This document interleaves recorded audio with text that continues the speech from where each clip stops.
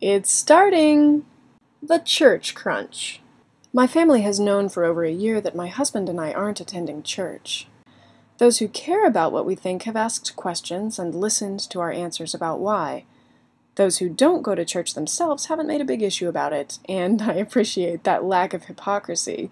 But now some family members who do go to church and who don't typically listen to our reasoning are trying to make an issue of our non-attendance. Why hasn't it come up before now, or not as frequently? Maybe they let it rest because they knew we were a little burned by our last church experience, or because we've had some other life changes, like moving. But now it seems the diplomacy is wearing thin.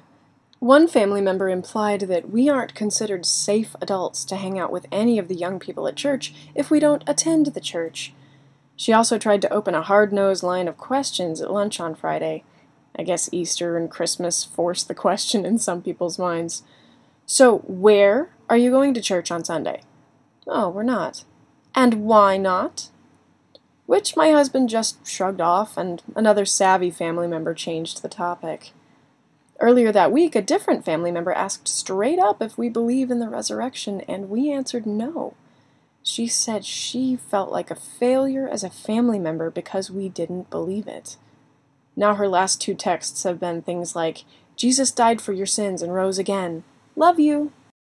Even non-family members feel like they can take a shot at our church habits.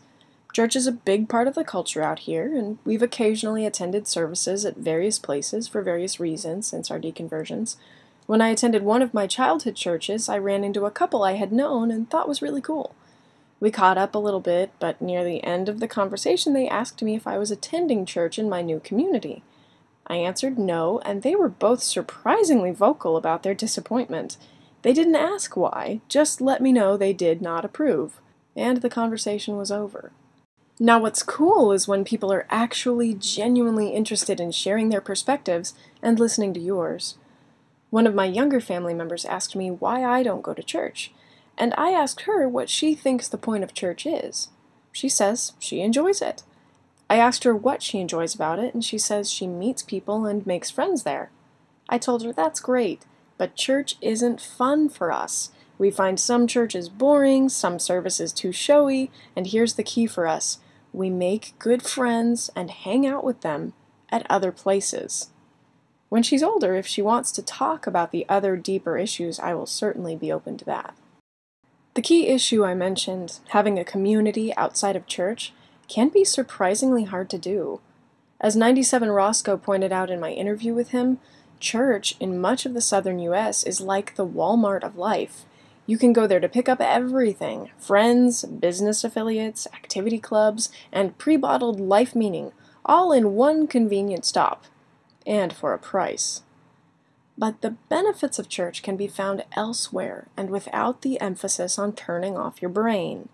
That's why it's good to find secular groups you enjoy based on philosophy, music, reading, kayaking, sewing, rock climbing, whatever you like.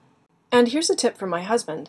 If you're looking for community and friends, go to the same places you love regularly, maybe the same time and day of the week. You'll start running into the same people, and you'll eventually make connections with them. Some connections may blossom into friendship.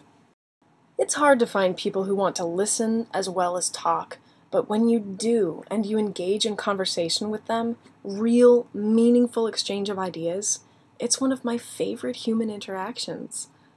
I'm not so much complaining about our churchy culture. It's not a hardship, it's just awkward. It's nothing like what one of my new YouTube friends from the Middle East has described to me. But I'm curious. For those of you who never attended church, what do you say when someone asks you what church you attend? For those of you who left Christianity or another religion, how do you respond when someone asks you why you stopped attending? Does it depend on who's asking? Let me know.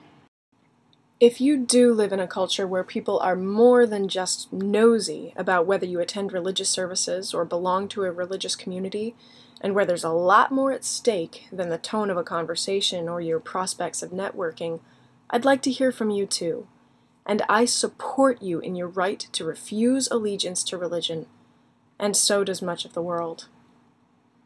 And in other news, yes, I was planning on posting my response to Dan Barker's Easter challenge. As you may have seen in my video about NaNoWriMo, I've been working on it since before last Easter.